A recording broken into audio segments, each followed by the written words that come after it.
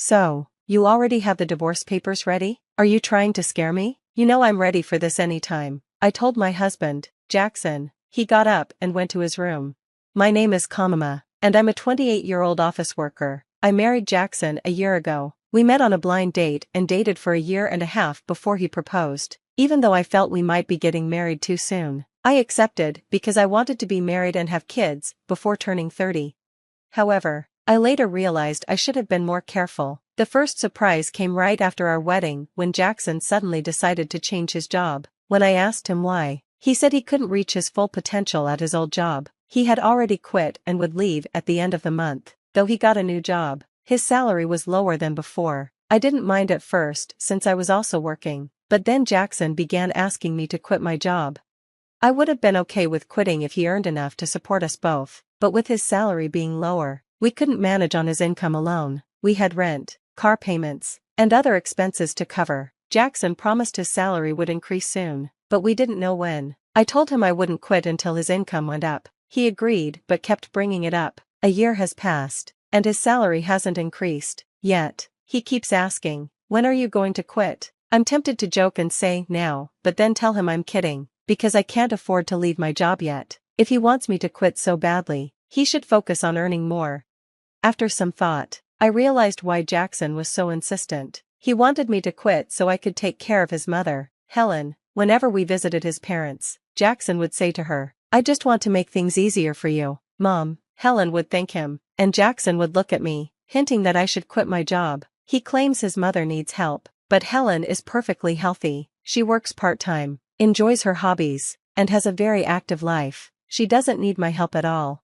If I were in Helen's shoes, I'd feel upset being seen as someone who needs care when I'm perfectly capable. But Jackson kept insisting that I take care of her. If only one of us were home during the day, we could check on Mom every day, Jackson said. It became clear he wanted me to visit his parents' house daily, and that idea was exhausting. I asked him, Helen is perfectly healthy, so what exactly do you expect me to do? Jackson answered, there's plenty you could do, housework, running errands, and more.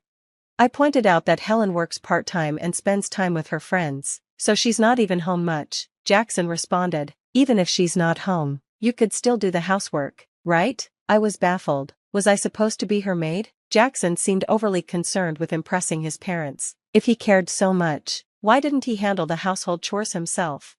I wasn't going to indulge his pride, so I kept working and avoided visiting his parents on my days off. However, I did visit them during holidays. When we went to his parents' house together, Jackson often assigned me tasks, cleaning, helping his mom, or running to the store, but I never did them. When he asked me to go to the store, I'd say, don't you know more about this area than I do? He would respond, it wouldn't make sense if I did it.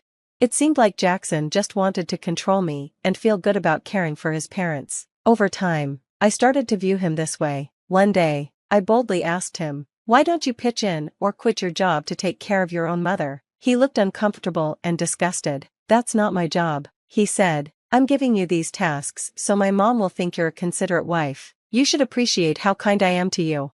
In other words, Jackson wanted to dump all the hard work on me while showing off as a good son, but I'm not his servant, and I don't deserve to be treated poorly in front of my in-laws. If he kept making unreasonable demands, I knew I wouldn't stay silent. I'd stand up for myself. But even after discussing it with him, Jackson didn't change. He kept asking if I would quit my job and continued ordering me around when we visited his parents. I finally decided it was time to have a serious talk with him. Seriously, I think we need to talk about our future, I said. Jackson sounded annoyed as he replied, what are you even trying to say? I'm fed up. I'm tired of you always asking me when I'll quit my job and pushing me to take care of Helen, I explained. Why are you upset about that? You're my wife, and it's your duty to care for your husband's parents, Jackson replied. Don't you think that's a huge responsibility? Shouldn't you, as their actual child, be responsible for helping with housework and taking care of your own parents first? I asked. No way, it's the wife's duty. Don't you care about family? I'm really disappointed in you, Jackson said. Okay, then let me ask, how have you been taking care of my parents? If I asked you to care for them, would you do it? I questioned. Jackson looked at me blankly. What are you talking about? Why should a husband take care of his wife's parents? So, you're saying you won't take care of my parents now or ever? I pressed. Husband's parents and wife's parents are completely different, Jackson responded. What difference does that make? I don't get it, I said, frustrated. I didn't realize you were so clueless. It's like talking to my old boss, I continued. What are you saying? Jackson asked, confused. I'm saying the husband's parents should come first. You should also take care of your wife's parents, I clarified. What? So you only prioritize your own family? I'm disappointed in you. I won't visit your parents anymore, I stated. Huh, why would you do that? Enough is enough. I'm the one who wants you to stop this nonsense, I retorted. No way, how dare you talk back like that? My mom is right, Jackson shot back. Huh, your mom was talking about you. She said you're a badly behaved wife, that's why she gave me this, Jackson said, pulling out a piece of paper from his bag. It was divorce papers. What? You already had divorce papers ready? I was shocked. Jackson seemed proud. See? I scared you, didn't I? I'm ready for this anytime. Think about what you just said, Jackson declared smugly, before heading to his room. I couldn't believe how selfish Jackson was. The way he looked so proud with those divorce papers was clear, he was using them to control me and make me obey.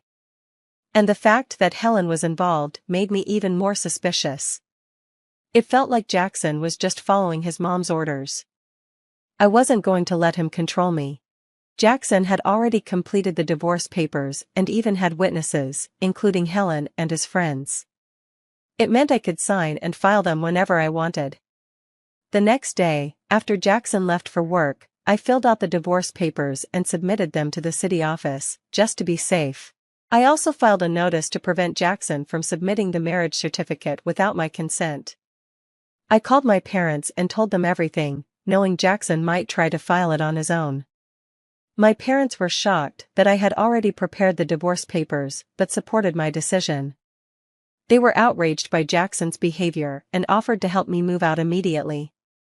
I took a leave from work, and while Jackson was away, my parents helped me move my things to their house. I decided to stay with them for a while, and for the first time in a long time, I felt truly comfortable and at peace. Looking back, Jackson never did his share of the housework. I was the one cooking dinner after long workdays and doing all the cleaning and laundry on my days off. On top of that, he expected me to care for his parents, which was too much. That night, Jackson called me, likely just getting home from work. Hello? Where are you? He asked. I'm at my parents' house, I replied. Why would you go there without my permission? And where's all your stuff? Don't tell me you're staying the night. I almost laughed. He didn't realize I had taken most of my belongings. His selfishness was obvious. I'm not coming back, I said firmly. What are you talking about? Come back here and make me some food. Make it yourself, I replied and ended the call. I couldn't talk about the divorce if he kept acting this way, so I decided to wait for him to come to my parents' house and blocked his number. A week later, Jackson showed up at my parents' house with his parents. They all looked serious. I led them into the living room, and we faced each other, 3 against 3. How could you do this? How could you leave without my permission? Jackson demanded. You were treating me like a housekeeper, I replied. All I asked was for you to take care of your family. Jackson countered. That's not true. What kind of wife are you if you don't take care of Jackson? Helen, his mother, shot me an angry look. My father was shaking with anger, but I spoke up.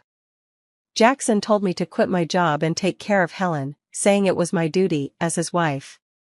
But when it comes to my family, he expects me to handle everything alone. Jackson just wants to control me and uses me to care for his parents while taking credit for it. He prioritizes them over me. Helen glared, but Jackson's father, Carter, seemed confused. It was clear he hadn't heard this before. Let's clear the air, Jackson said, bringing up the divorce papers and claiming it was Helen's idea. Why would you suggest that? Carter asked, surprised. Oh no, it's because Kamama has an attitude problem, Helen stammered. And did you really say my parents don't matter? I pressed. Well, it's only natural for your own parents to come first, Helen responded defensively. Don't be ridiculous, I replied. Carter, Jackson's father, spoke up. I came here to support you after hearing about the unfair treatment Camila endured, but now it seems you're the one at fault. Don't hide behind your parents' authority to get your way. Carter's words made Jackson visibly shrink in his seat. Carter then apologized to me and my parents. I'm truly sorry for the trouble caused by my foolish son. I will have a serious talk with him. You're not to blame, Carter, so please don't apologize, I replied.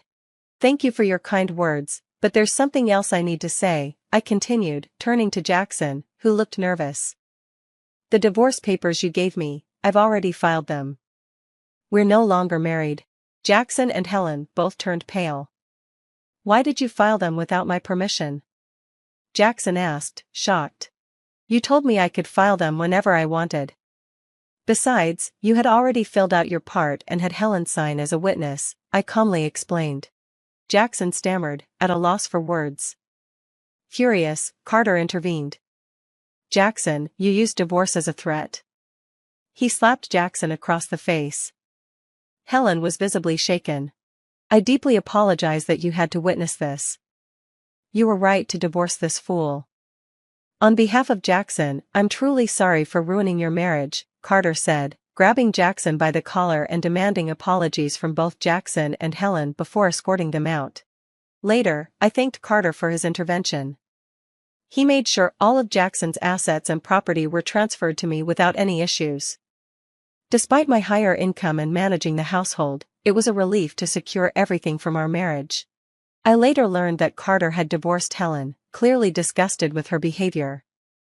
A colleague from Jackson's old job also shared some surprising news.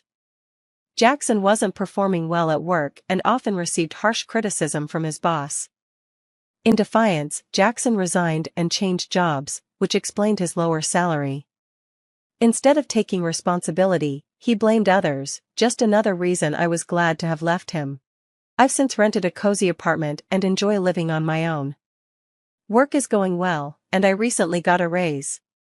Right now, I'm not interested in relationships and prefer focusing on my career.